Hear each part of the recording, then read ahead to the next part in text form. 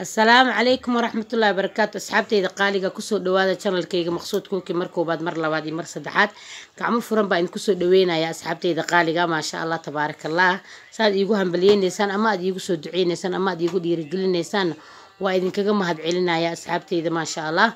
إن أصحابتي إذا قالي وحيناه وضع دقن كرر أبتجي بيناه وضع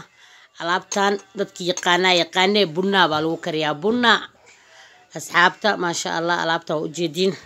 rakabooda la dhahaa qofka Itoobiya taga waa yaqaana qofkan tagina isha ku nuursado habareertay gurigeedan joogaa ma sha Allah waa koobabkii qaxwada lagu cabaayay asxaabta daboolay leeyihiin waa kaasa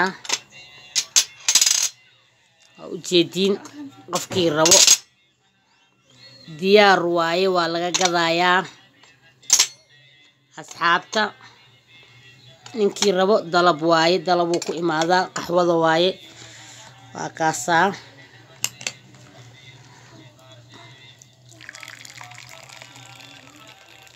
hawada ka caba asxaabta yaa qaxwada markii la kariyo waa kaasa unsigaas ama loobaan baa la shitaa asxaabta qaaliga laabtaan macal bacda hoos taalo waa iswadataa waa ka asxaabtayda kusoo dhawaada channelkayga maqsuud cooking mar koobaad mar labaad mar saddexaad dadka nagu cusubna sabiska aadilay dadka hore noola joogana sheerka iyo laaga ma sha Allah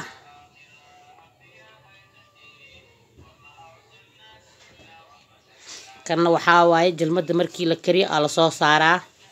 asxaabta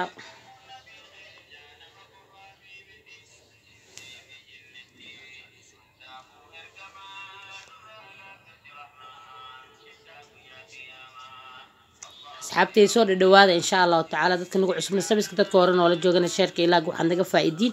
ama wixii kale damiciina commentiga hoos baad noogu soo qoraysiin kusoo dhawaada maqsuud cooking iyo